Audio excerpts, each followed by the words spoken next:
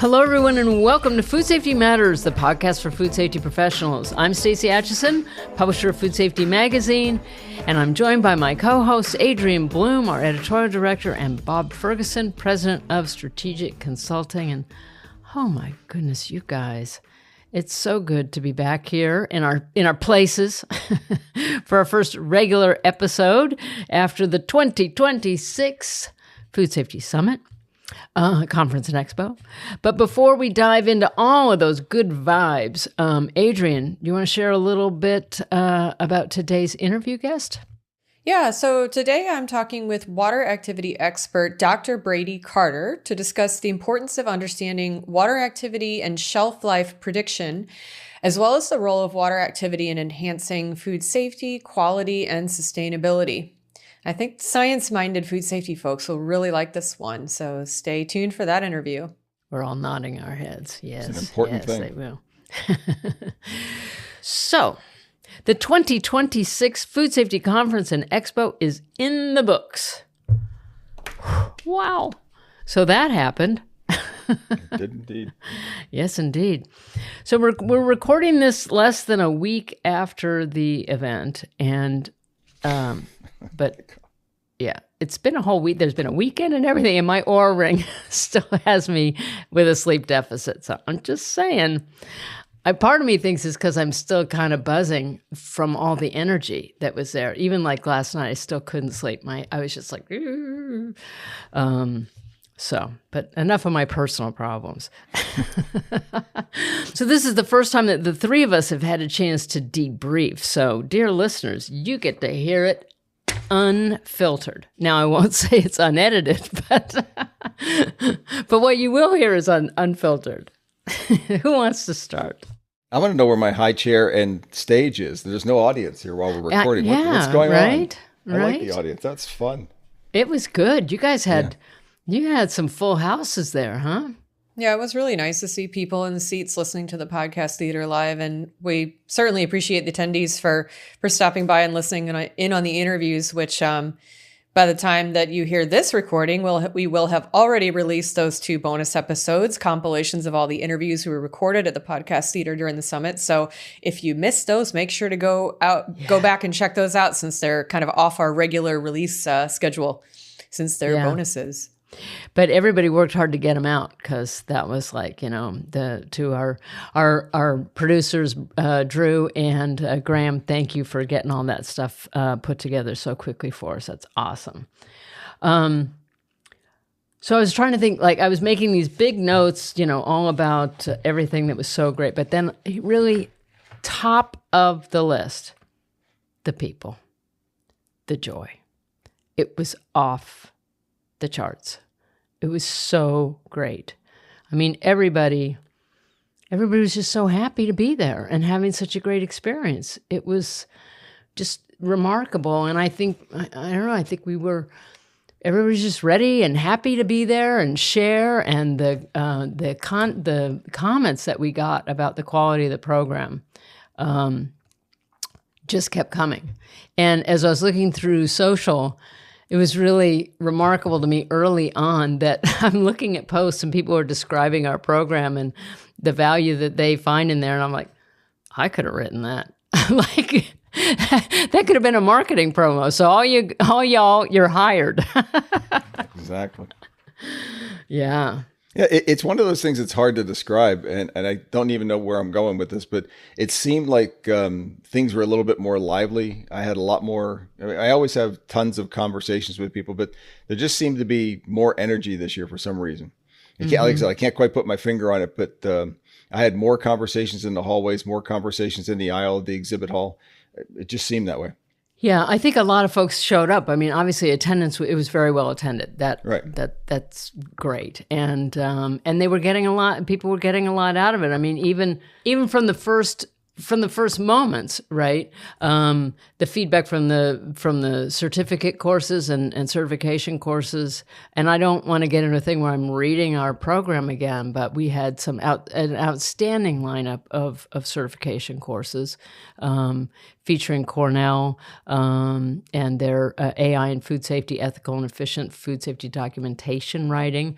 The first time they'd ever offered that in person, and then the new FSPCA traceability rule participant course. So that was outstanding. But, no short shrift to anybody. I mean, Sarah Mortimer's teaching HACCP again, and I heard that somebody flew from Chile to attend it. So, yeah, I guess we're doing okay. And then workshop 1, I looked around, that room was so packed, and I did a post, we're going to need a bigger boat. So I think we're definitely going to need a bigger room next year if we come up with that great a session, which I'm sure we will, because our amazing, all credit to the Educational Advisory Board. Holy moly. They all worked very hard, came together, collaborated to make sure that we hit the mark, and they really hit it this year. Yeah, I think there was a lot of fun educational opportunities too, and just plain fun, like both on the exhibit hall floor and, in the receptions. The sessions too, but, thanks to both the Educational Advisory Board and the entire organizing committee, we had really cool things like the food safety song during the Summit Gives Back reception to benefit Stop Foodborne Illness. That song, I think everyone will remember. I saw quite a few people filming it with their phones. That was really cool. And then things like the new tours on the exhibit hall floor were really cool. People could drop in and attend those. Of course, the podcast theater, as we have had for several years now, and things like the addition of the beer garden on Thursday. Just some other fun things on the floor. I think people really like those types of things. So we were happy to see so many people engaged in all of those opportunities as well. Yeah. Yeah. And when the food safety rock stars were performing their song, Kim and I were standing there. She said, "Turn around." She goes, "Look," and everybody, all I could see were people with their cameras out. So that was really, really fun. And just in case anybody's wondering about any of that, Cindy Zhang, Senior Director of Global Food Safety Risk Management Global Supply Chain at McDonald's, retired just recently. Kind of legendary, Cindy Zhang. So to have her participating with us. Anyway, Cindy wrote the song and produced it using AI, but it's amazing. And everybody had so much fun performing it. And so for anybody who is curious about that song, we have posted the performance on our YouTube channel, at Food Safety Magazine's YouTube channel, so you can see the performance. We'll put a link in the show notes for that for you too. Stacey, if I can, and everybody, when you listen to this, I want to tell a quick story about this and keep this in mind. So I was coming over one of the skyways, and Cindy happened to be there. So we walked the entire skyway back over to the exhibit hall together, and I asked her about it. I said, the song was phenomenal. I said, "How did you put that together?"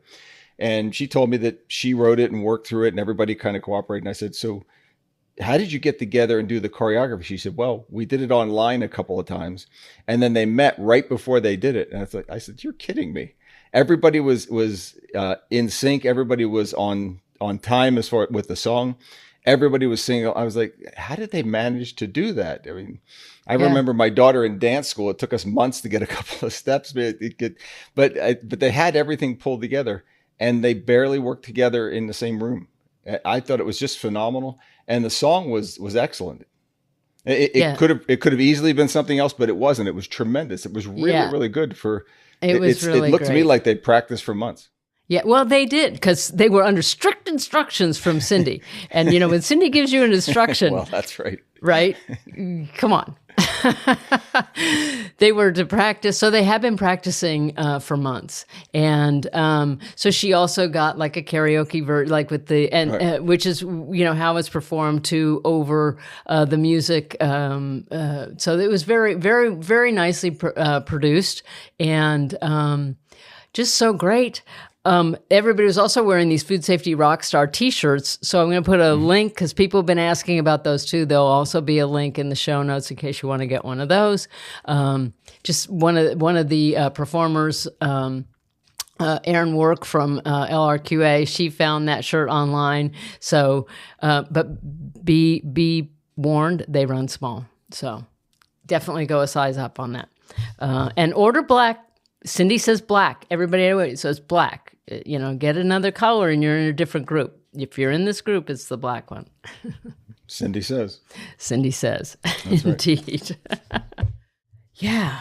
So I was also happy I got to go to a Women in Food Safety dinner one night, and that was really amazing. There were nearly 50 women there, just amazing company. And Melody Gee just says, and Jacqueline and others, Jacqueline Southey, have just an outstanding job that they've done putting that group together. And if anybody's interested in joining that or learning more about it, you can find them on LinkedIn, Women in Food Safety. Definitely worth a look there. Having fun with Sandy Eskin, CEO of Stop Foodborne Illness. She had a lot of fun with the check and stuff, so that was really great. We raised just over $7,000 all in for Stop Foodborne Illness, which actually kept coming in after that reception. So that was really great. I don't know, the town hall. I guess we should talk. We're going to be talking a lot about. But before we get to that, the keynote. It was, as promised, it was a wonderful moment presenting Larry with the award. He's been such an amazing partner to Food Safety Magazine and a tremendous mentor to me personally. So that was a very, very special moment for me.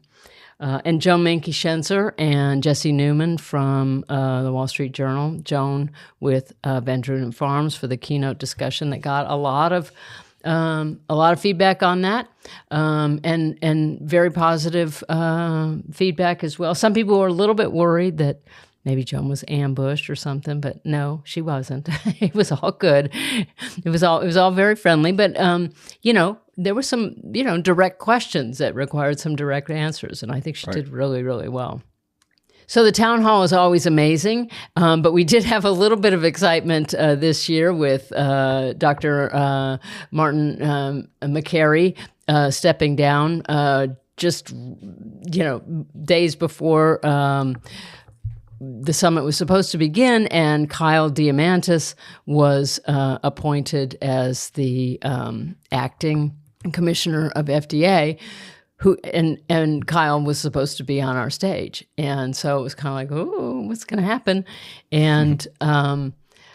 Don Prater, was in Korea and jumped on a plane to come back and deliver remarks for FDA in his, well, that was, I guess, pre-new position. What was, so you have a little bit of a lineup there for you about his Don's recent ascensions. It was fascinating to me that all this happened so fast because Donald Prater also spoke at our CAFPA meeting at the end of April. CAFPA being the Capital Area Food Protection Association, or the Washington, D.C. chapter of IAFP. And Don was one of the speakers. Along with Mindy Brashears and Conrad Schwinier were nice enough to start off. And we had somewhat of our own town hall in the meeting.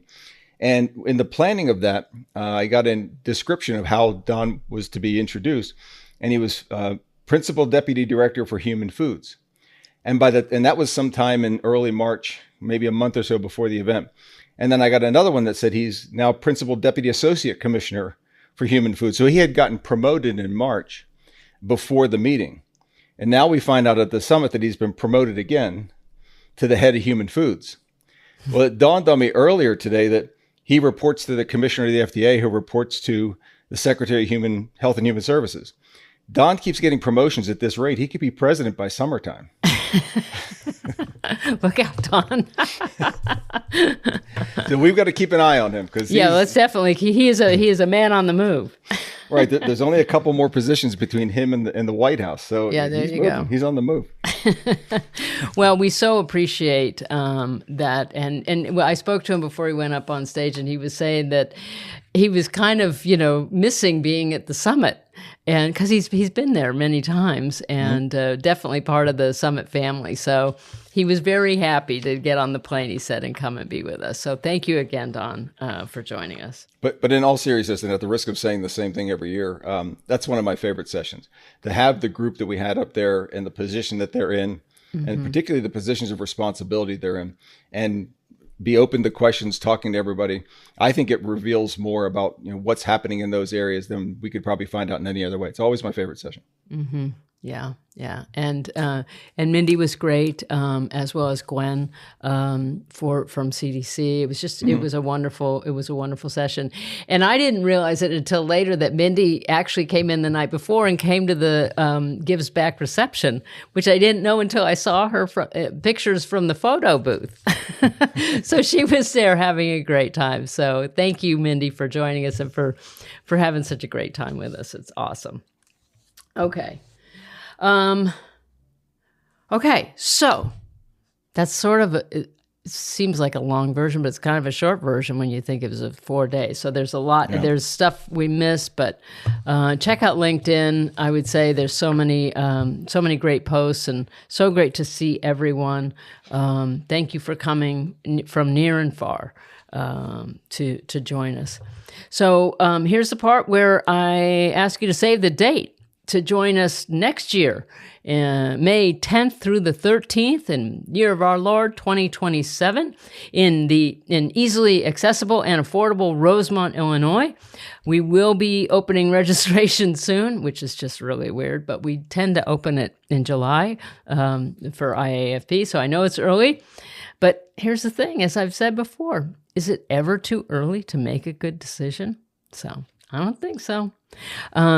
Plus, you can secure the best rates when you register early. So I'll stop now. Okay. And now we can get to some news, Adrian. So first up in news, as Stacey alluded to earlier, FDA is undergoing another major leadership shakeup. FDA Commissioner Dr. Marty Makary has stepped down after a little over a year in the role amid reports of growing tensions within the Trump administration and disagreements over key regulatory issues, including vaping and drug policy. Dr. Makary has been replaced on an acting basis by Kyle Diamantis, formerly the FDA's Deputy Commissioner for Human Foods. Diamantis has led the agency's Human Foods program since early 2025 and has been closely associated with the administration's Make America Healthy Again food policy movement. Now, with Diamantis moving into the acting FDA commissioner role, longtime FDA official Dr. Donald Prater has now been tapped to lead the Human Foods program. Dr. Prater previously served as Principal Deputy Associate Commissioner for Food and brings more than 26 years of FDA experience to the position. Dr. Prater made his first public appearance in the new role during the Summit Town Hall, where he joined leaders from USDA FSIS, CDC, and AFDO. And during the session, Dr. Prater emphasized FDA's continued commitment to prevention-based food safety strategies and collaboration with industry. So this rapid succession of leadership change comes during a period of turbulence at FDA, with several high-profile personnel shifts occurring across the agency in recent weeks. Industry stakeholders will now be watching closely to see whether the new leadership team maintains continuity within FDA's Human Foods program or signals a broader shift in food safety and regulatory priorities. Couple of comments I'll make. One thing that really jumped out at me, but everybody should keep in mind that we're talking about Dr. Prater's background and what Donald was doing, but he's been in the food side of this since 2014. He has tons of international experience. He brings a lot to this role. But the thing that really got me about this is you've got Kyle Diamantis, who's now head of FDA, and Don Prater, who's the head of Human Foods. If you go back less than 2 years, if we're mid-2024, we were still talking about get the F out of FDA and the foods program should be separate. We should have a human foods program. And then in October of 24, we get a human foods program. Now, less than 2 years later, The person who is in charge of human foods is now in charge of the FDA, not somebody from drugs, not somebody from medical devices, but the person who was in charge of FDA, of human foods, has moved up. And the focus we're hearing is on things like ultra processed foods, additives, grass, and these kind of things, which is quite prominent. So in a very short time, we've gone to, for lack of a better term, complaining about the focus on food to having a huge focus on food within the FDA. I think it's really remarkable to watch this happen.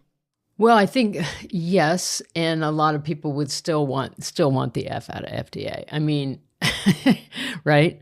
With very specific focus, right. and Kyle having that experience and he everybody, I think. It is interesting. Everybody that I've talked to really enjoyed working with him, and he seems to be a very nice guy. And and he has experience as a lawyer with chemicals and food additives and things like that. So there's a bit of a steady hand there. But I think there's still room to wish for a standalone food agency. So watch this space. Watch this space indeed.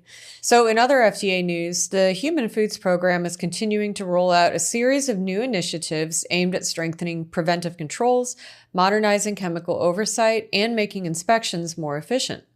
So first, FDA is encouraging food manufacturers to make greater use of root cause analysis and industry-developed best practices to address recurring food safety issues. During the week of the summit, the agency released 2 new online resources designed to help companies investigate contamination events more effectively using root cause analysis and prevent repeat problems by adhering to best practices. During the summit, FDA Office of Microbiological Food Safety Director Dr. Conrad Chouanier said that the agency wants industry to move beyond simply correcting immediate problems and instead identify the deeper system failures that lead to contamination events in the first place. FDA officials say the new resources are intended to support more consistent and collaborative approaches to prevention across the food industry. At the same time, FDA has finalized its new systematic process for conducting post-market reviews of food chemicals already in the marketplace. Under the framework, the agency will continuously monitor scientific data and other signals related to food additive hazards, exposure, and use, and then prioritize chemicals for reassessment based on potential risk. And as part of that effort, FDA announced it's launching reassessment of 2 widely used additives, butylated hydroxytoluene, or BHT, and azodicarbonamide, known as ADA. The move comes amid growing scrutiny of FDA's oversight of food chemicals and broader discussions in Washington about reforming the GRAS process for food ingredients. FDA says the finalized review system includes several changes from the draft version released in 2024, including more transparency around how chemicals are prioritized and evaluated. And FDA is also piloting a new 1-day inspectional assessment program designed to expand oversight while reducing the burden of lengthy inspections on lower-risk facilities. These abbreviated inspections are intended to complement, not replace, traditional FDA inspections and focus on targeted compliance checks and data collection. The pilot began earlier this year, and dozens of assessments have already been completed. Information gathered during the inspections may also be used to strengthen FDA risk models and help the agency better target future oversight activities. So I have a couple of comments on this. I guess I'll just do them all at once. Yeah. One is on the post-market chemical review process. I think this is great. We knew this was coming.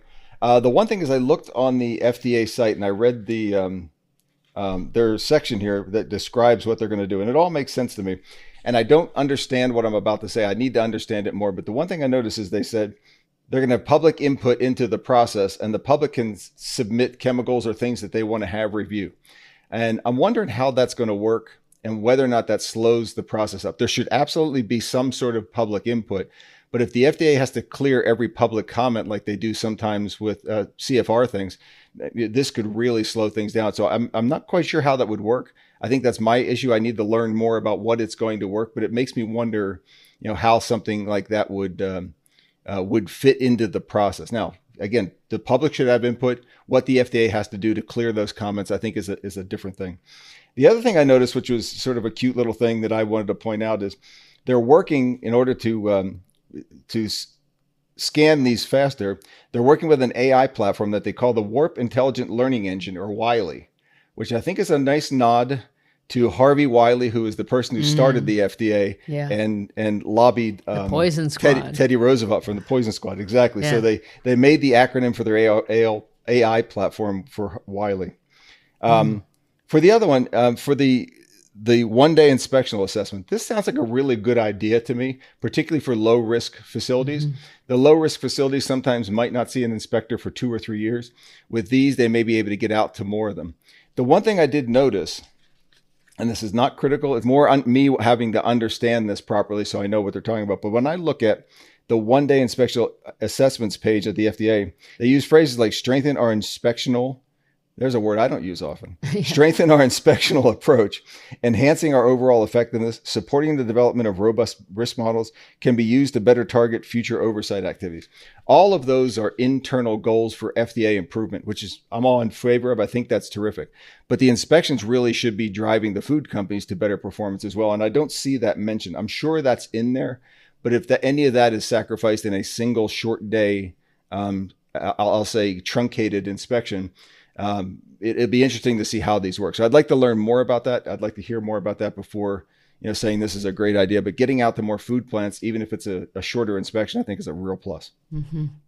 Well, and on the root cause thing, it seemed to me, and I think it was even Larry that asked the question of FDA of Dr. Prater about root cause and about sharing that information and about learning from it. And so I think that it's really good, and we all know how important root cause analysis is. Where is it that these best practices are developed? If we're, how able are we to share the information, and how widely is the information being shared? So is that a proper frame, would you say, Bob, for what was brought up? Yeah, the idea of learnings from it. Yeah. If these can't be released, nobody else learns from it. Or if they're heavily redacted or something, right? Yeah. Right. So I think that's a good frame of what was asked. Well, and then of course on these additives, I had to do a little digging. I was like, well, what are these and what are they used in? And wow, okay. For the BHT, for fats and oils, it's in cereals, potato chips. So I had to, of course, check on my beloved Ruffles. the original were fine. It's 3 ingredients, right? Lard, butter, beer, dry beverage mixes, all kinds of things that's used in. And then I was also really surprised because you think, oh, okay, the ADA, well, what is that? And I did not expect to see bread on there. As where these chemicals are being used. I don't think of bread as a highly processed food. I mean, I think of it as pretty basic. But and just a little side note, turns out that ADA has not ever been allowed in organic. So anyway, so we're learning. I certainly learned some things here. So these are my important comments. checking to see about the food I'm eating. Okay, so in food safety science news, researchers at Auburn University are working on a new approach that could help reduce food waste by creating more accurate sell-by and best-by dates for meat products. So instead of relying primarily on appearance changes like color loss, the researchers are studying microbial activity in packaged ground beef to better predict when meat actually begins to spoil. The research team tracked changes in bacterial communities over a 14-day period and used machine learning models to analyze patterns linked to spoilage. The microbial shifts followed a highly predictable progression, allowing the models to accurately estimate when the meat had truly deteriorated. Current date labeling practices are often conservative and can contribute significantly to food waste. The UN estimates that about 10% of all meat is discarded at the retail or consumer level, often because products reach their labeled date even though they may still be safe to eat. So the Auburn researchers say more precise spoilage prediction tools could eventually help producers assign dynamic or data-driven shelf life dates, reducing unnecessary waste while still maintaining food safety. This project is part of a broader effort within food science to use predictive microbiology and AI-driven analysis to improve shelf life accuracy and sustainability across the food chain. Okay, well, I have one quick comment that's very important. War Eagle. I've been trained by all you folks, right? Adam trained me on War Eagle. Kim's got me trained on, Go Green. So I think I'm going to have to get a list of all of the university, what would you call those? Slogans or memes or chants or something. I don't know. Could be a lot of things. Yeah. Well, everybody in northern Alabama loves you. Everybody in southern Alabama is tuned out. So sorry, I'm really not taking sides. I'm just saying what I only know. That's all I know. Come on, roll tide, roll tide. Let's get you back. Come on. Okay. Holy smokes. I read a little bit about this study. I think it's really good. They were looking at microbiomes in the microbial community, and they looked at being able to extend some of these dates.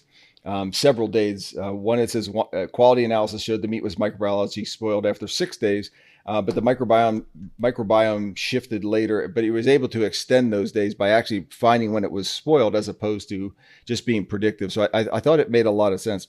The one thing that Adrian, you said in the report was that reducing unnecessary waste while still maintaining food safety. From an expense standpoint, if you're throwing away food and having to buy more, that's expensive for a lot of people. So if the shelf life and the microbial safety and the food safety can be extended by a few days, I think that's tremendous. But I noticed that in the article and in some of the research, they were talking about food waste is mostly a sustainability, environmental issue, these kind of things. Food safety has to come first.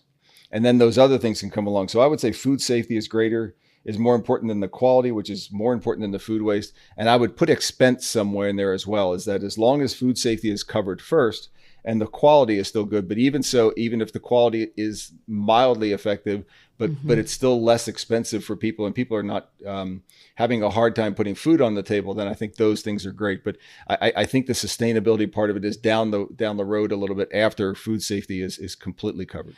Well, Bob, I didn't think about this before, but hearing you say all that makes me think that I still am confused by dates. I still don't know what to think about these dates when I see them. And so you have some people, wasting food. You may have others, on the other hand, who are kind of confused about it and just going, well, it looks okay, or it smells okay, or whatever, and they're eating it. And that does become a safety issue on the other end when you're just going, well, I don't know.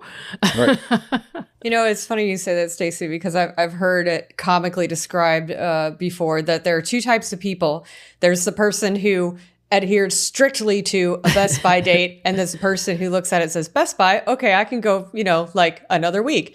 And it's funny because my husband and I are very much those two different types of people. Like, say you got a loaf of bread, those usually have Best By dates, right? Yeah. Especially in the US, where bread is the shelf life is a little longer than some other places. So, I look at the Best By date and I go, okay, well, we've reached the Best By date. I can probably do it one more day. My husband looks at the bread and he goes, oh, it's Best By like 7 days ago. It's fine. I don't see any mold. So he'll just keep eating it till, it's either gone or it starts growing things. And I just think that's so funny because, yes, it is confusing. I think that illustrates it perfectly. Yeah.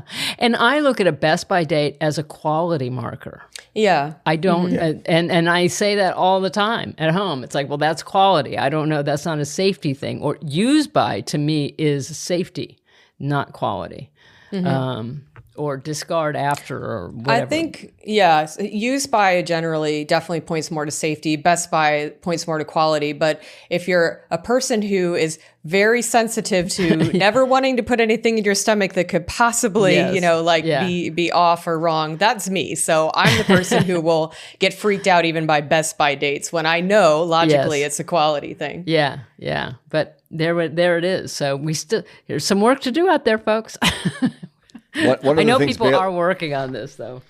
Yeah, one of the things that Bailey mentions in the article, which I assume was also in the Auburn research, but she says the quality dates, the Best By, are based upon when the meat will start lose its color about 4 days after packaging, and rather than being an indicator when the product would be unsafe for consumption. And a lot of people, and she says, your meat turning from pink to brown in its packaging is a quality issue, not necessarily a food safety issue. Yet I know a lot of people, a lot of close friends, you start to look at that change in color from the oxidation, which is not spoilage, can be if you wait long enough, but it's not spoilage, but they're ready to throw away things like that. And again, from an expense standpoint and a food safety standpoint, it can be safe and it's expensive.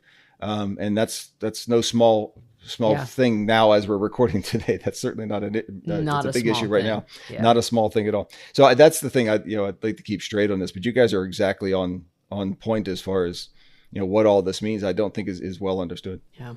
Yeah, and I think certainly, we're talking about meat in this study. Meat is one of those things that has continued to increase in price. And it's, one of those things where if we have some very clear indications that, you might be able to use this meat for dinner tonight, even if it to you looks like it's changing, but the safety factor is still there, that could save households money in the long run. Yeah. So, these are really important, I think, food safety science projects. So, great research there. But War so, Eagle. Can I mention one other thing? And we can cut this if you want, but I found it funny. I never knew this before. Do either of you like kimchi? You have Korean kimchi? I can't eat that. Oh, really? Yeah, I've got not stuff in had it that I much of can't it. eat. Yeah.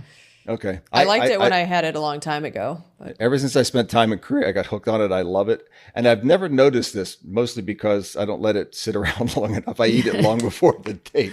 But I happened to look, we had some kimchi in the refrigerator, and I wanted to look at the date and see when it was. And what's it right now? It's May 20th, 26.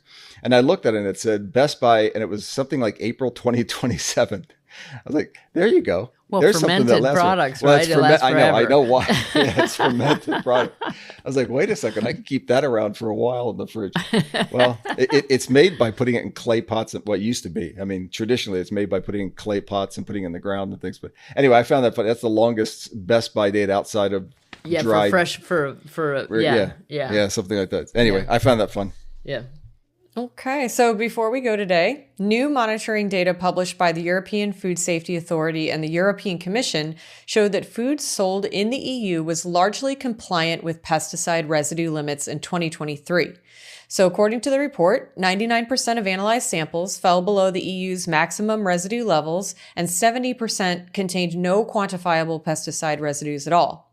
The monitoring program analyzed more than 13,000 randomly sampled food products, including fruits, vegetables, beans, grains, bovine liver, and poultry fat. EFSA said the findings were consistent with previous years and indicated that consumer exposure to pesticide residues remains low.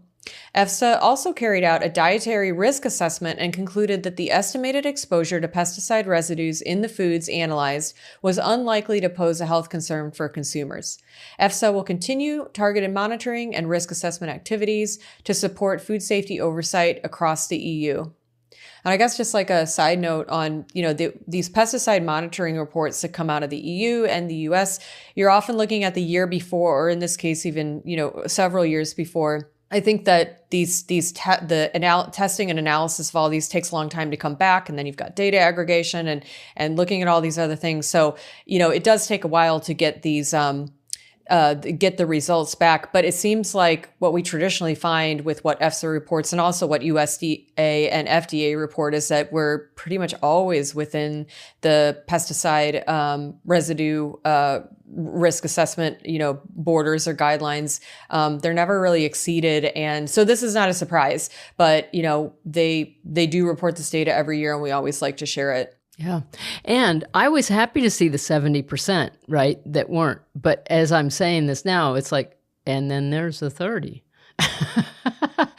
And then there's the 30. And then there's always that thing that I've talked about for years is the cocktail, right? Are they analyzing for the cocktail of all these different pesticides? But if there's no residue, then it doesn't, right?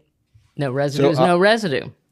I'll add to that. So the 99, keep in mind that report also said 99% of analyzed samples fell below the EU maximum residue levels. Now, that's a relative measurement, because the next thing anybody's going to say is, what are the maximum residues level? Are they too high? Yeah, Are they wrong? yeah, What's yeah. the toxicology behind Yeah. it?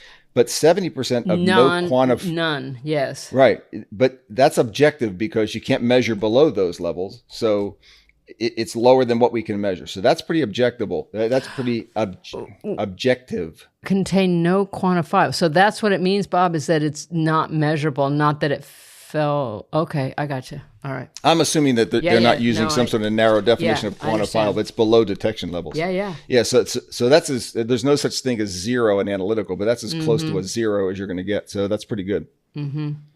Yeah. And even in organic circles, there was a campaign going for a while where people were like, it had to be zero. And I was like, I'm not so sure that that's really what we should be aiming for here, because even people who are doing all the best practices, and doing organic farming have trouble due to drift and a lot of other things at getting that zero.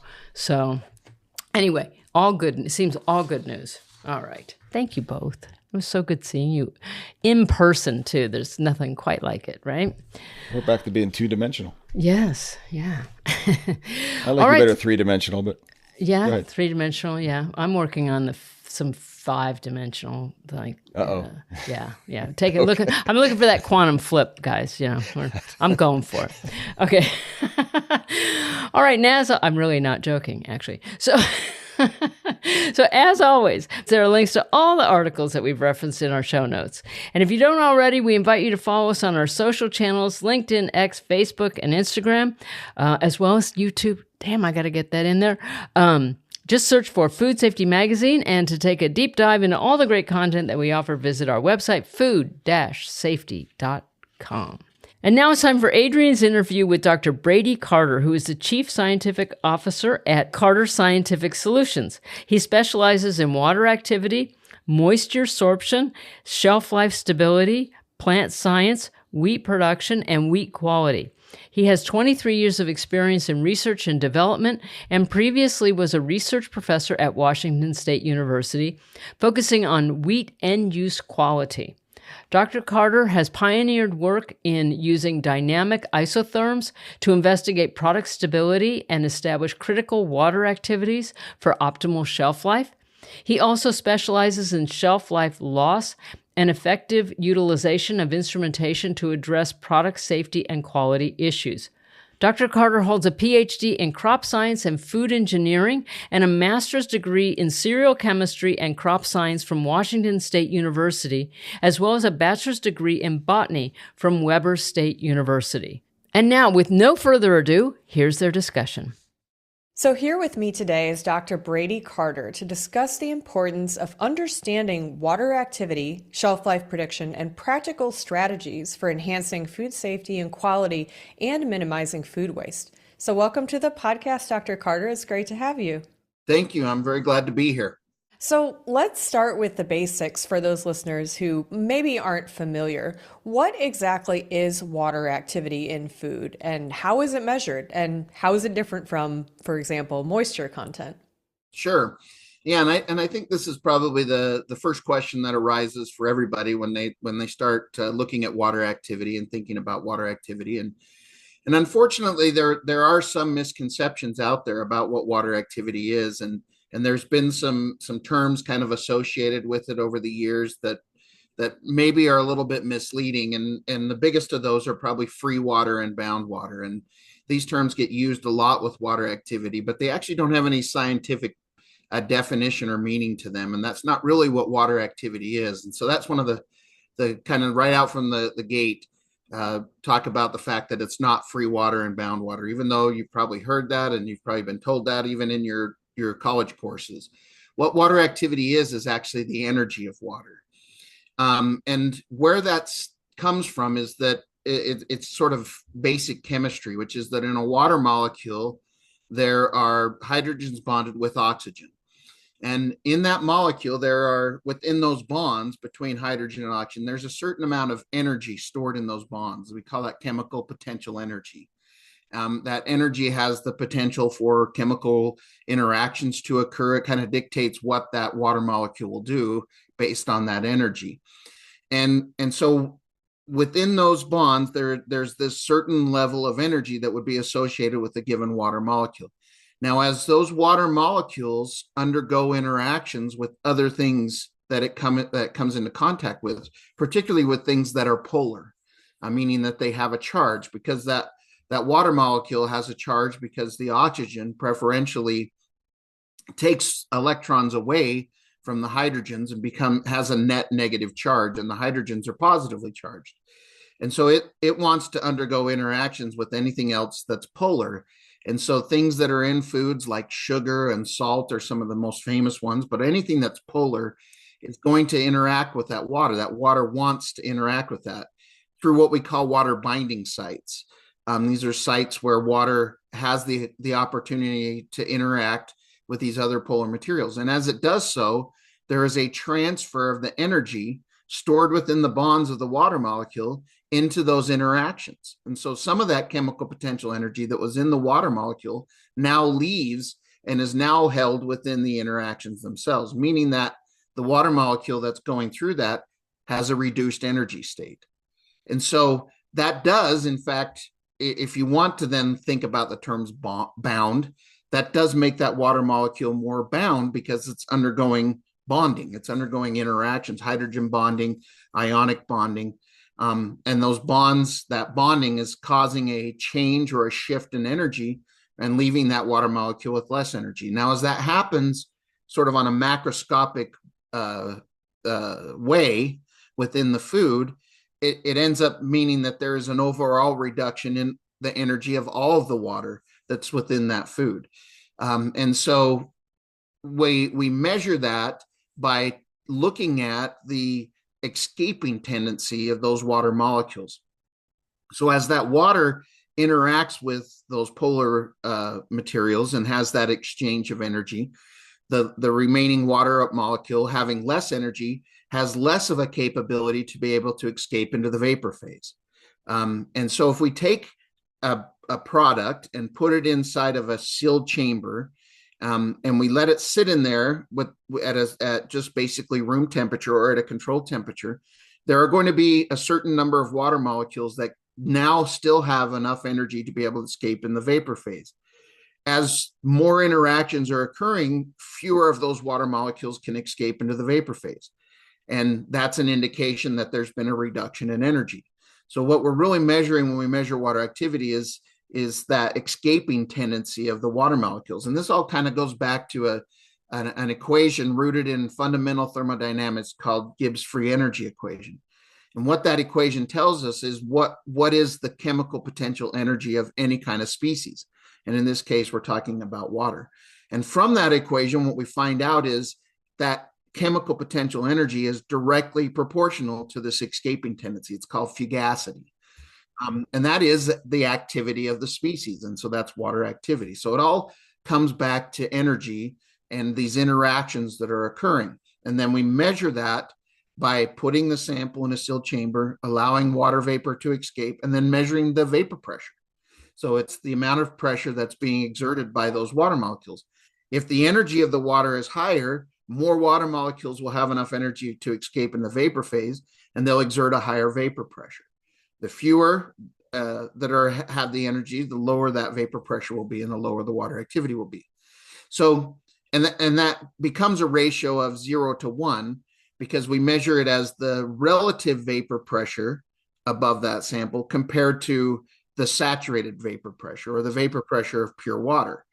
So if it has the same energy as just free water that's just doesn't have any kind of interactions, then its vapor pressure inside of a sealed chamber will be the same as the vapor pressure that pure water would have at that same temperature.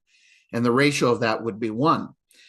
As those number of water molecules that can escape into the vapor phase are reduced, then that partial pressure that we measure is going to be less than the pressure of water, vapor pressure of water, in which case that ratio is going to go down. So it can be 1, that's pure water, and then it can go down. And theoretically, it could go to 0, but that never happens on planet Earth because we have water in absolutely everything. And so there's some energy of water that's going to exist in everything. So we can't really achieve 0 bone dry conditions. But at a water activity of 0.5, then, it doesn't mean that 50% of the water is free. It means that that water in that product has 50% of the energy that pure water would have. You think of that ratio as being a relative reduction in energy of the water. And that becomes really important when we start talking about what water activity is related to. Things like microbial growth and physical stability and shelf life is all related back to that energy of water, which is opposed to moisture content, which is the amount of water. And so that's where the really important distinctions come from, where water activity is a measure of the energy of the water, irrespective of what the amount of water that's present. that has no direct proportion to the water. I mean, they are related, but you can have different amounts of moisture in products and have the same water activity, because it's all about what is that water doing within the product, what interactions is it going through. So where moisture content is a measure of the quantity of water as a percentage of everything else that's in the product. So a 20% moisture content means that 20% of everything by weight that's in that product is water. And so that's a quantitative measurement. Water activity is a qualitative measurement. So sometimes that can be hard to put those in together because we kind of understand things intuitively on a quantitative basis. And so that's why moisture content in a lot of cases makes more sense to people.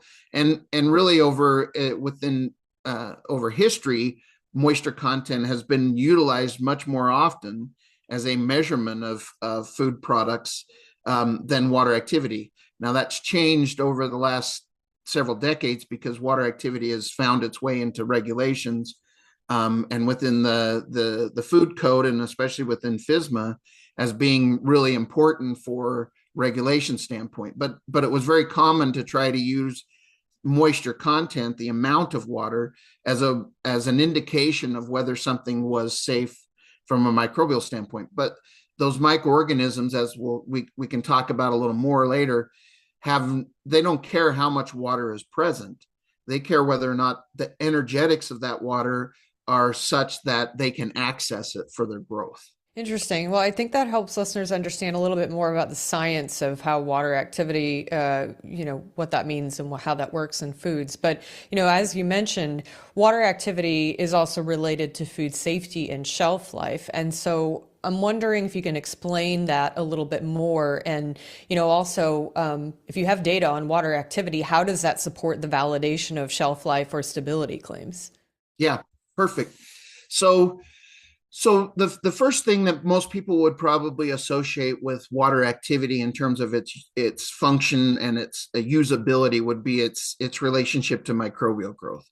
That's probably the most common thing that it's known for. And so the reason why water activity is associated with microbial growth sort of goes back to this energy of water. So if you think about a microorganism, these are typically single-celled organisms that have a membrane surrounding them, and inside of that, the internal part of the organism has a specific water activity or energy of water. That's just a natural part of the organism, and what it's contributing to is pressure. And so we have this thing called turgor pressure that's really important for microorganisms. They have to maintain a certain turgor pressure within their organism in order for all their organelles to function. And so for normal metabolism to occur, that pressure has to be maintained. And that pressure is dependent upon maintaining a certain energy of water or water activity inside. And so when it encounters an environment where the energy of the water in the surrounding environment, so this would be inside of a food product, for instance, where its environment is that food product. And if that food product has the energy of that water in that food product is lower than its internal water energy, then water moves from high energy to low energy. So it's going to leave the cell to go to the environment because energetics require that. Thermodynamics dictates it. And so as a consequence, the turgor pressure is lost. And so that microorganism can't grow anymore because the water has left it. So it's what we call osmotic stress. That organism is not able to maintain its internal turgor pressure, and so its growth stops. Now, if it was in an environment where the energy of the water was equal to or higher than its internal energy, then water will move into the cell or it stays in the cell. And so then it can function and go through its metabolism and replicate and grow. And so it then inside that food has the ability to grow and continue to grow. So as it grows, it eventually is going to get to high enough levels that are at an infection level. And so then if you were to consume that, you're consuming enough microorganism that it would essentially make you sick. So that's a foodborne illness. So if you can manipulate the water activity, and that can be done in several ways. The main way is through drying. is the most typical way that's done, or baking or cooking, that removes water. And as you remove water, again, this is that moisture content to water activity connection. As you move water, you're removing those outer layers that are away from the interactions, whose energy is higher.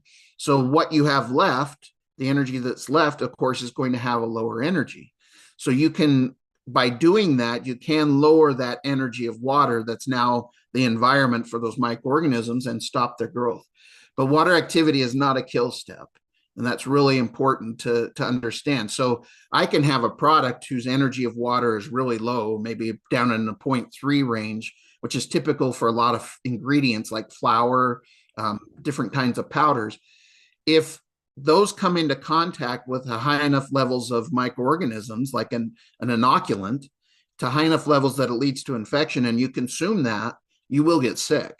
So that water activity doesn't kill those microorganisms. In fact, salmonella can last for a very long time at very low water activities. It has a really strong dormancy condition where it can survive for an extended time. And if it's there, and then you put it into something of high water activity, like a batter or a dough, and that organism's there, once it gets into an environment where the water activity is high enough so that water starts to move into the cell, then it will start to replicate and grow. So water activity is never a sterilization step. It's a control step. So as part of like a HARPC plan, you identify that your product may be at risk for supporting microbial growth. And the critical control point for that is to lower the water activity so that it can't support growth. So that even if you eat it and there's some organism there, it's not at high enough levels to cause an infection so you don't get sick. So that's the main one, is those cutoffs. And so what we found out through research is that there are minimum levels for growth for different organisms, and all pathogenic bacteria stop at 0.86 water activity. So if you can get below 0.86, there's no bad stuff that's going to get you sick that can grow. And so that becomes a critical value in terms of regulations and food safety and refrigeration. Because if you can get it below that, then your product doesn't have to be refrigerated. But it can still grow mold. And it can grow mold all the way down to 0.7 water activity.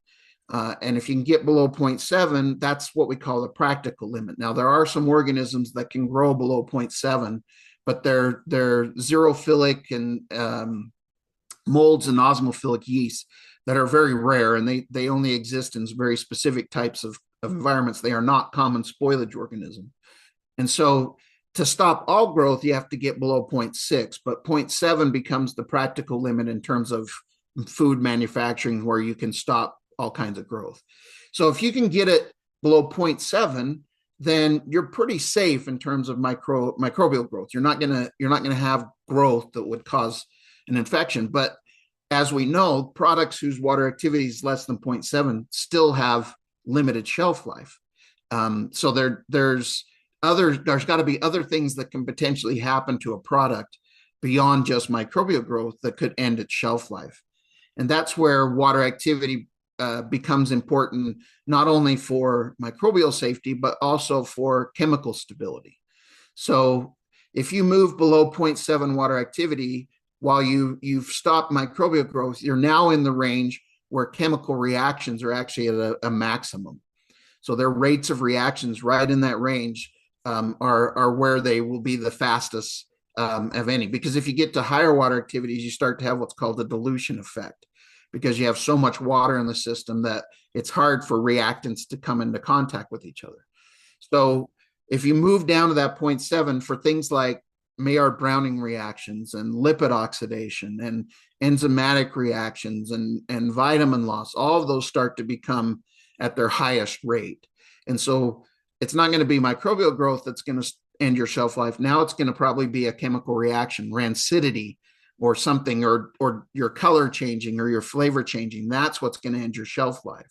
So now you have to think about controlling the water activity, not just to stop microbial growth, but also to slow down chemical reactions so that you can extend your shelf life. And so the other thing that water activity is associated with is physical stability. And that becomes sort of if we were to categorize the events that are most likely to end shelf life, first would be microbial growth, microbial spoilage. Second would be chemical reactions, changes in flavor, changes in appearance. And the third would be physical stability. And this is mostly about texture, where the textural properties of the product change and make them undesirable so that a consumer isn't going to accept them anymore. So something that's supposed to be soft and chewy, like a protein bar, its water activity needs to be in a very specific range. And if it goes outside that range, it's going to get stiff and hard. And so then the consumer isn't going to accept it anymore. But if you take a chocolate chip cookie whose water activity is about 0.25, a hard chocolate chip cookie, and you let it water activity go up above a certain level, it's now going to be soft. And so nobody's going to want to eat that either. And so there becomes this ideal water activity range where you optimize your shelf life. And it's going to be different for each product because each product has its own specific properties. And so that's really where it becomes critical in terms of shelf life, that you identify the ideal water activity range for your product. And it's not just about high moisture foods. It's about all foods, all foods having an ideal water activity range, and ingredients. So powder ingredients are really susceptible to caking and clumping. That's water activity controlled. It's temperature controlled too, but it's a water activity controlled process. And so controlling water activity and preventing its change can prevent those things from happening, like caking and clumping. And so moving a little bit deeper into, application of these principles to food safety. So how do food manufacturers typically incorporate water activity into, their shelf life testing, their preventive control and food safety programs? Is this something that could be used to help reformulate products to use less preservatives or something like that, for example? Yeah, for sure. And I think there are different areas where it can be implemented. And probably the most common area that it is implemented currently is in a QA QC program, where they've set up their food safety program with certain water activities that are required. And again, this is mainly back to microbial control, but they would maybe have built in within their system, their SOPs, that you've got to have a water activity below 0.6, let's say, on your product before it can be released. And so they make their product comes into the QC lab. There's a water activity instrument sitting on a shelf there or a countertop. They take their sample, they put it in there, they run it, and then they record the value, which, by the way, always has to be recorded with the temperature, because water activity is temperature dependent. So it always has to have a temperature. Now, most water activity instruments now are temperature controlled, so you can set it to a specific temperature, and that eliminates that as a problem. But there are also instruments that are not temperature controlled, and so they fluctuate with whatever the room temperature changes to. And so that's really important that that be recorded. So that's happening in a QA QC lab. But ideally, water activity would really be incorporated at the R&D stage. Where exactly what you're talking about, where formulations are created in such a way that they are going to go to the right water activity and they're going to maintain their ideal properties, and then looking at things like shelf life. And I think what happens in a lot of cases is people get kind of intimidated about shelf life. It can be really overbearing to try and tackle something like what is the shelf life. And so in a lot of cases, what you end up doing is just basically looking at similar products and putting the same really conservative shelf life on it. And so there are a lot of cases where food waste originates because of over conservative best by dates that are just trying to not get into trouble, because you don't want your product to fail. But it's because there's really no good science behind that. And that's why one of the things that I've developed over my career is this thing called Shelf Life Simplified. It's a paradigm that I've developed where you basically take a water activity based approach to shelf life, which then it limits what degradative things you're going to have to, or modes of failure, we call them, you're going to have to pursue. Because if your water activity is down in the 0.3 range, then you should not spend any time looking at microbial growth as one of your failure points. That's not what's going to happen. It focuses in on what you need to track in terms of your shelf life, and then that can lead to doing some good science and figuring out what is that ideal water activity, and then even using modeling. We have models that exist that allow you to predict rates of reactions based on water activity and temperature, or determine what's going to happen inside of a package when you put, because that's really what you do as the last part, is you put that product in a package and it goes out to a consumer, and now it's the package plus whatever the storage conditions are that dictate what's happening to that product. And we have models that you can use where you basically can figure out what is the water activity change that's going to occur in your product as it sits in its package, or what kind of packaging do you have to use to achieve a desired shelf life or a desired time where your water activity doesn't change. So if you can incorporate that in to the very beginning of the process for a new product to figure out not only what is its ideal water activity range, but what is the shelf life of the product when it's at that ideal range. And then you put in the controls that are necessary in the QA/QC program to make sure that you're always making that product to that water activity and packaging it in the appropriate packaging. Oh, super interesting. So, are there any specific food categories where regulators expect water activity monitoring as part of, the validation or verification processes? Yeah. So, and regulations, the way that regulations are set up is that it puts a lot of the onus of responsibility onto the people who are actually making it, and they basically say it's your job to figure out what are the risks of your product, and then how are you going to control those risks. And so the regulations themselves don't ever necessarily require that you measure water activity. They instead have guidelines and suggestions about how you should set up your food safety program, which should include water activity because it's a valid critical control point. And so it gives more about instructions about how you can utilize this. And then it's a responsibility of those who are making it to set up their program to include, well, we're going to include water activity as testing as part of this. We're going to track it.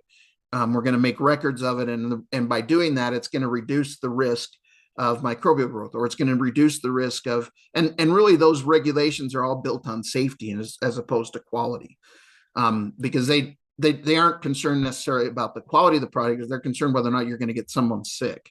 So they're really built around that. And so to really optimize your product and utilize water activity fully, you kind of got to go even beyond what the regulations are requiring and really get down to what is the optimal level for your product. But saying that, we do have things like within the food code itself, there are a couple of tables that are in there as part of the definition of whether or not you have to have time temperature control that include a matrix of water activity and pH. And these are really useful because they basically tell you whether or not your product needs to be refrigerated. And that's all based on water activity and pH. And if you don't meet those requirements, then you have to do what's called a product assessment, where you have to show that your product, because you're adding, say, a preservative, and these mechanisms for preventing growth, they're called hurdles. And there's this thing called hurdle technology that's been around for decades. But basically, what it is it's how you would combine all the different things that impact microbial growth. And in the end, by putting so many hurdles in front of this organism, you can stop it from growing. So that could be water activity by itself, but you could also use pH, and you could also use preservatives or time and temperature, which is what we do in refrigerate. So it's about putting enough hurdles in there to stop its growth. And water activity and pH in particular work synergistically. So you can have a higher water activity where organisms would grow, but if you combine that with, say, a lower pH, then that product, then microorganisms can't grow. So this is the whole concept behind pickling, right? So you lower the pH by adding some acid, and you can preserve with just pH if you get low enough, or you can preserve with just water activity if you get low enough. But there's also a combination of those.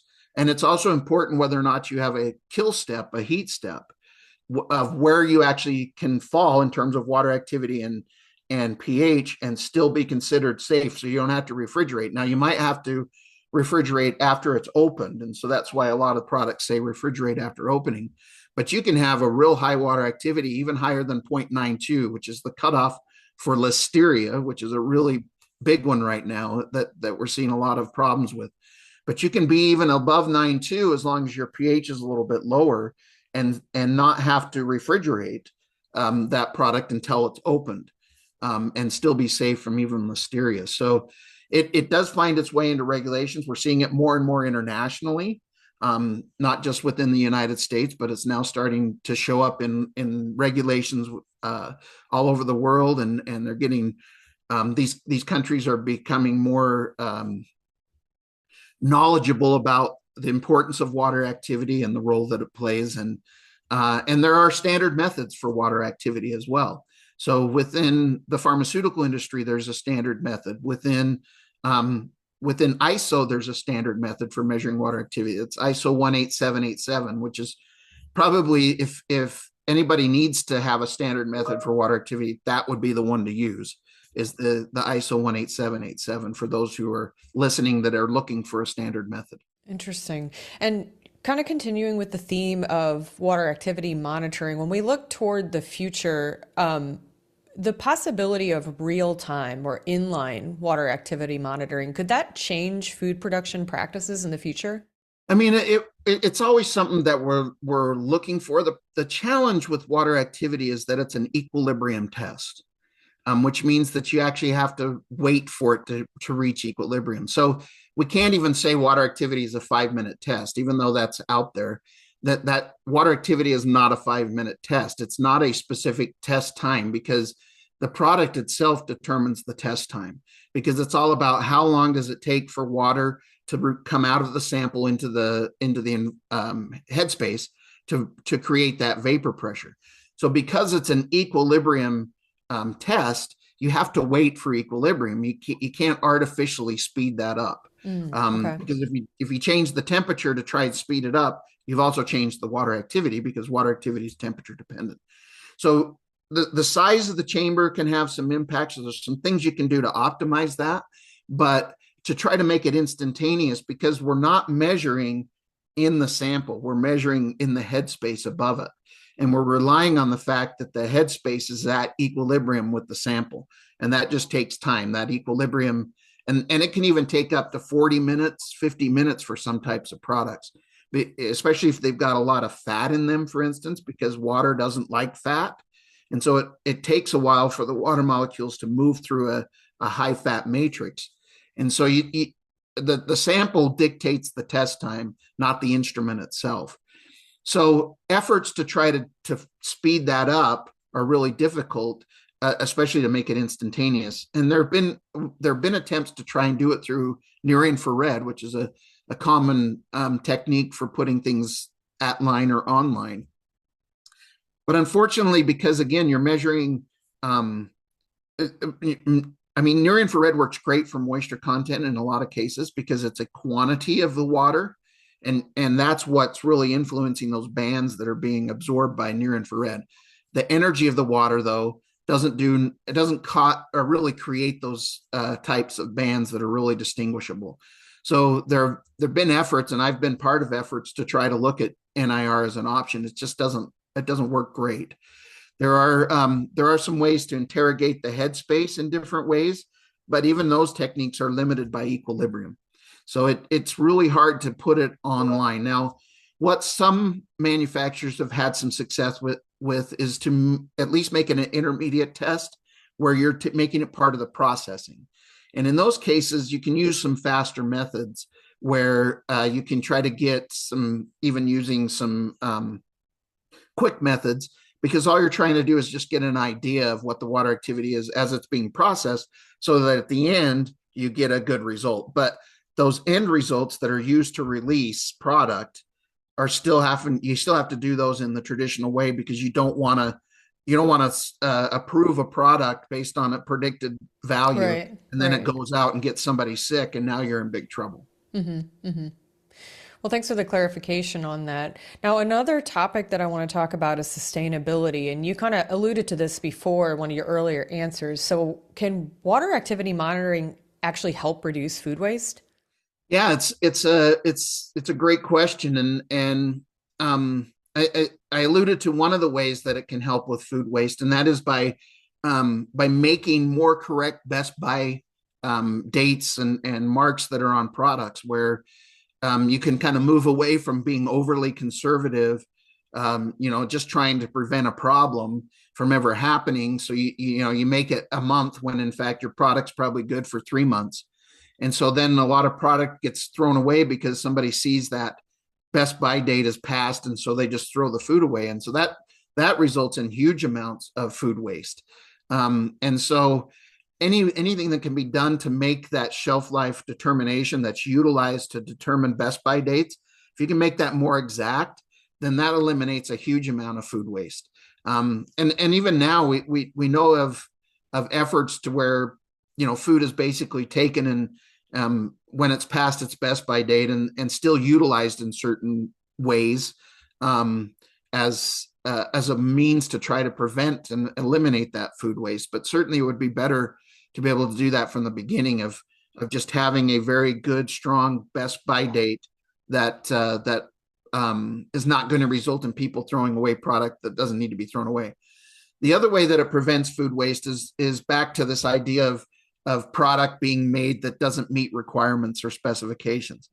So if anything that you can do in an intermediate or even in incoming ingredients, by looking at incoming ingredients and their water activity to assure that you haven't had changes, or looking at it in process, making sure that your processes are correct, then you can avoid the problem of you get to the end.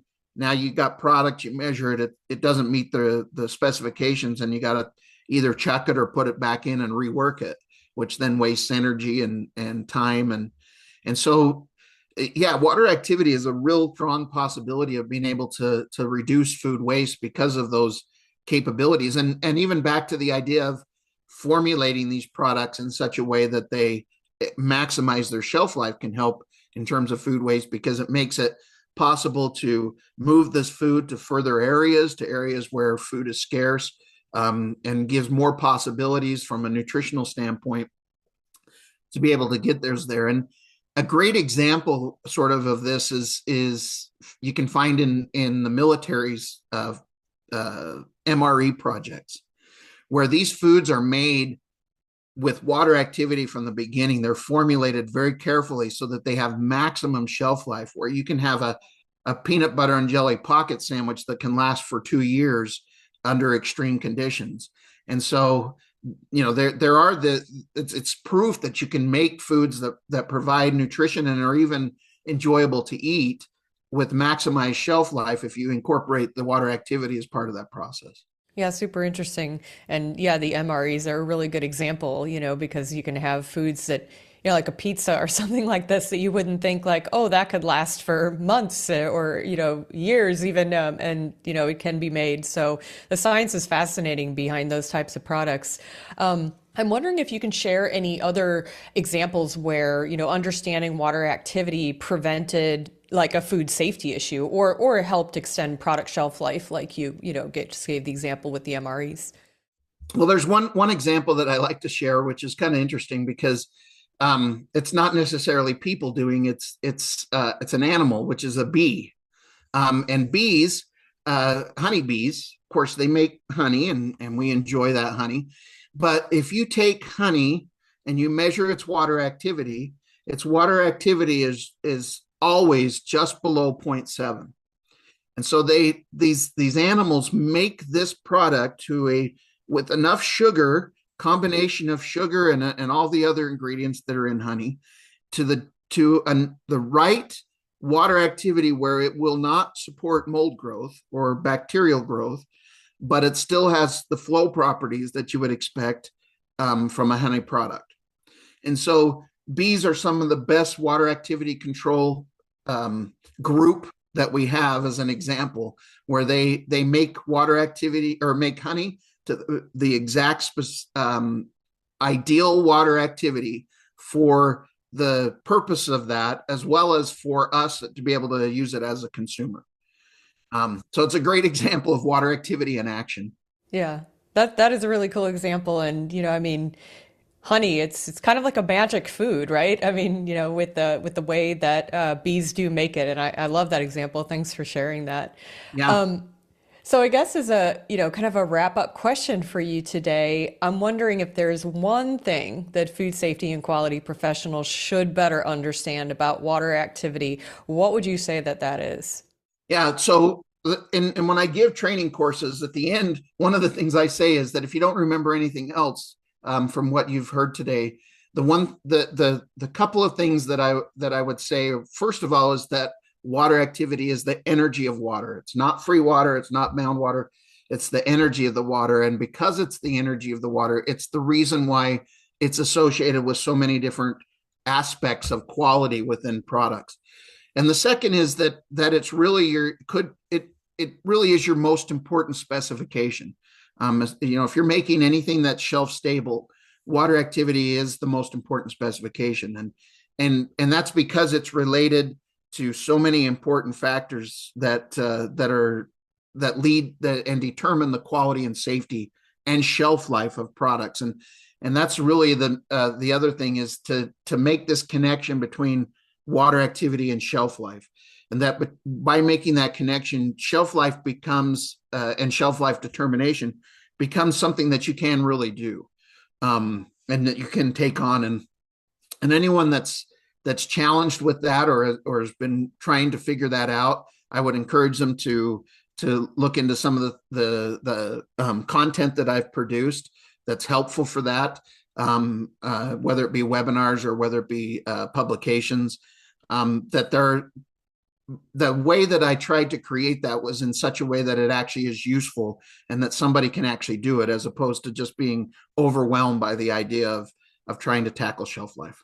Well, thank you so much, Dr. Carter, for joining us on the podcast today. I think, this has been a really interesting discussion and offered our listeners a lot of insight into water activity and how that influences food safety and quality attributes, and certainly how designing water activity considerations into the product at the R&D stage is of utmost importance, especially when you're talking about these shelf-stable products like you mentioned. So thanks so much for sharing all this great information with our listeners. I'm sure it will be very helpful. Yes, it was a great pleasure to be with you. Thanks again to Dr. Brady Carter for joining us on the podcast today. And of course, thanks to all of you for listening. Now, we love hearing from you, so please never hesitate. Send us your questions or suggestions to podcast@food-safety.com or post a note on LinkedIn, X, Facebook, or Instagram. We always love getting your feedback. And you can make sure that new and bonus episodes magically appear in your podcast player by clicking that follow or subscribe button in the player of your choice. And presto, bingo. Lots of episodes appear. What are we, 218 and then some bonus episodes? The Lord only knows what the count is. Somebody knows. You know who knows? Apple Podcasts, and your podcast player will know. Oh my goodness, I'm vamping here. So, and while you're there, throw some stars our way by rating the podcast, especially if you enjoyed it. It only takes a moment, and it's good for everyone. And that's it for us today. Our next regular episode will post on June 7th. Oh, what's that? June 7th. It's a Sunday. It's a little earlier than we would normally do it. What day is that, Adrian? That is World Food Safety Day. Awesome. And Adrian's got a wonderful interview lined up for us, so be sure and tune in on June 7th, World Food Safety Day. And in the meantime, take good care of yourselves and those around you, and we'll talk to you then.